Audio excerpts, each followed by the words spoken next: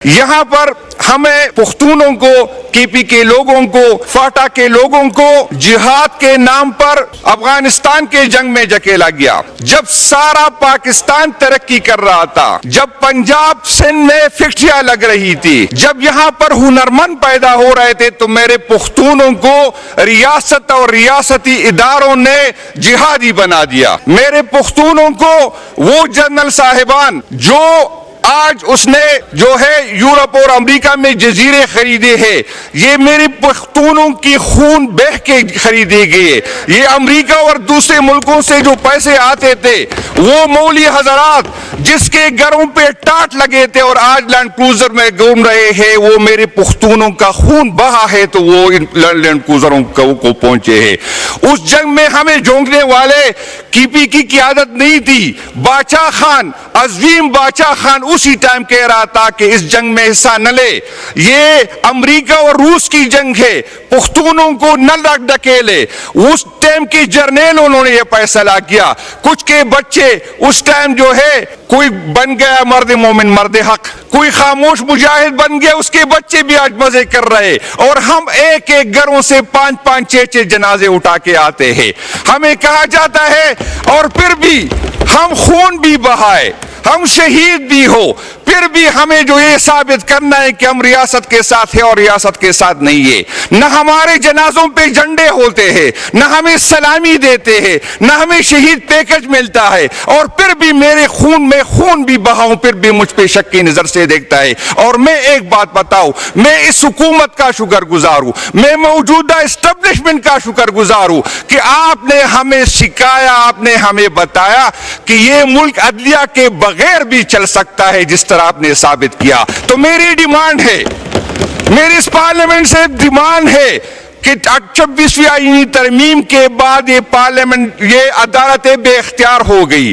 26वीं आईनी तरमीम के बाद इसकी ये औकात नहीं रही कि ये इंसाफ दे। तो मेरी ये डिमांड है कि ये बड़ी बड़ी तनख्वाहें जो हम जजों को दे रहे हैं, ये बंद करे।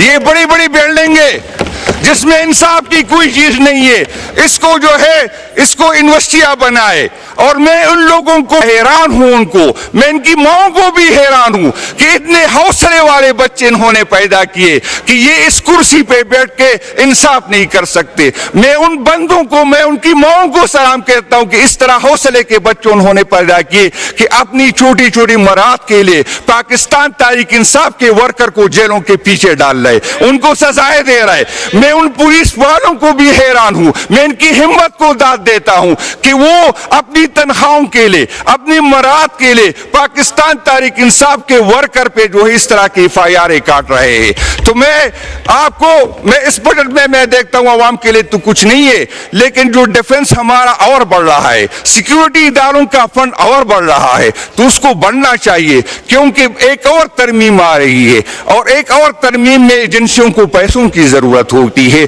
और मैं इन बड़े बड़े कुर्सियों पे बैठे हुए लोगों को कहता हूं, मैं चीफ जस्टिस साहब आपको कहता हूं, आप जो इस कुर्सी पे बैठे हैं ना, तो हमारी खवातीन पे हमें ब्लैकमेल किया गया।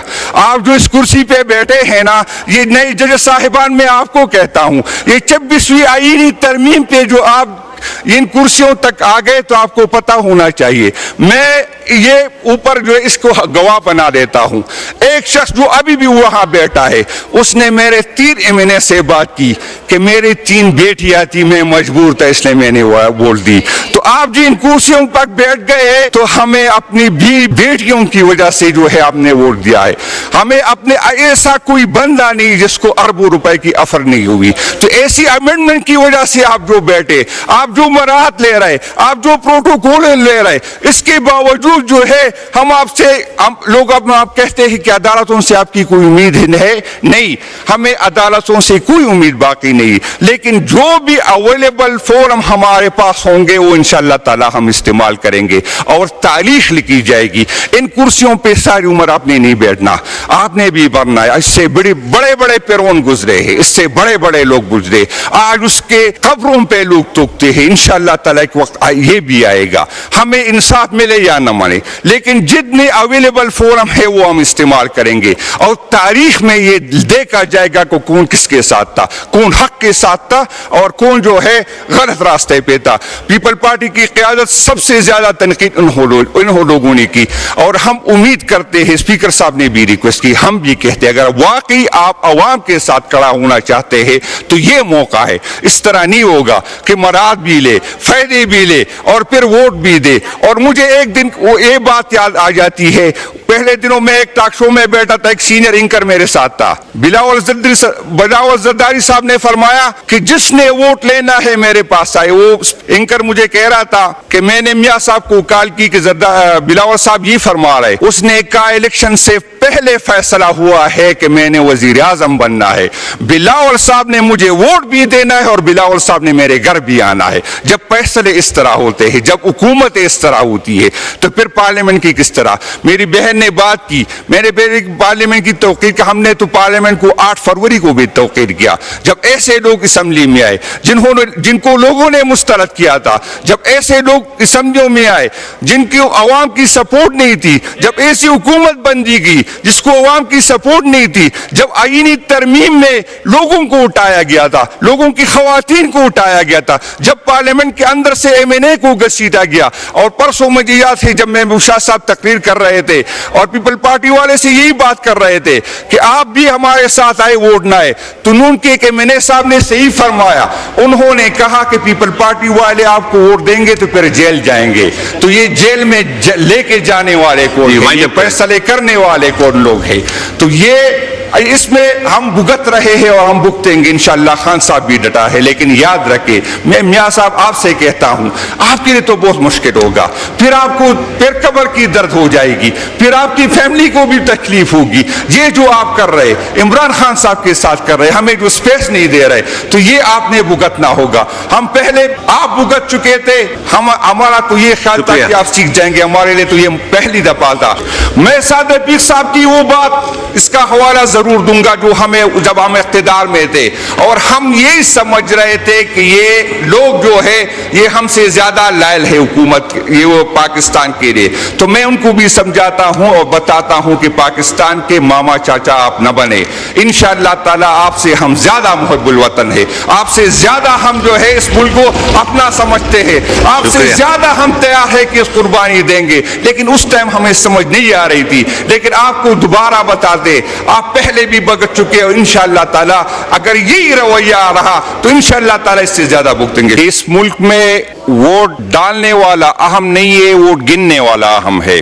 اور ان کو پتا ہے کہ نہ ان کو عوام کی سپورٹ ہے, نہ یہ عوام کے ووٹ سے آئے ہیں. جب اس طرح کی حکومت آ جاتی ہے, اور یہ تاریخ میں پہلی حکومت ہے کہ جس کو زبردستی حکومت دی گئی ہے, تو دینے والے, اسمبلی میں لانے والے, اس کا تو مسئلہ یہی تھا جس کی وجہ سے لوگ پارلیمنٹ میں آتے ہیں. اس کی کوشش اور خواہش یہی ہوتی ہے کہ بجٹ اس طرح کا ہو کہ لانے والے خوش ہو. تو چونکہ عوام کو اس کی فکر نہیں ہے کہ ان کو اندازہ ہے, ان کو سمجھ ہے یہ کہ عوام چاہے ہمیں سپورٹ کرے یا نہ کرے, عوام چاہے ہمیں ووٹ دے یا نہ دے, لیکن لانے والے اگر چاہے تو دوبارہ ہمیں اسمبلی میں لے کے آئیں گے. تو لانے والے اس سے خوش ہے اور یہ کوشش اس کی یہی ہے کہ لانے والوں کو خوش رکھے. تو عوام کا تو اس میں کچھ ہے نہیں, اگر کوئی ترقی دکھائی گئی ہے تو وہ گدوں میں ہے. لیکن میں حیران ہوں کہ صرف گدے کیوں بلے, گدیاں کیوں نہیں بڑھی اس میں. گدوں کے علاوہ نہ اس بجٹ میں اس میں ہمیں کچھ نظر آ رہا ہے کہ ملک کس طرح کی گروتھ کر رہا ہے.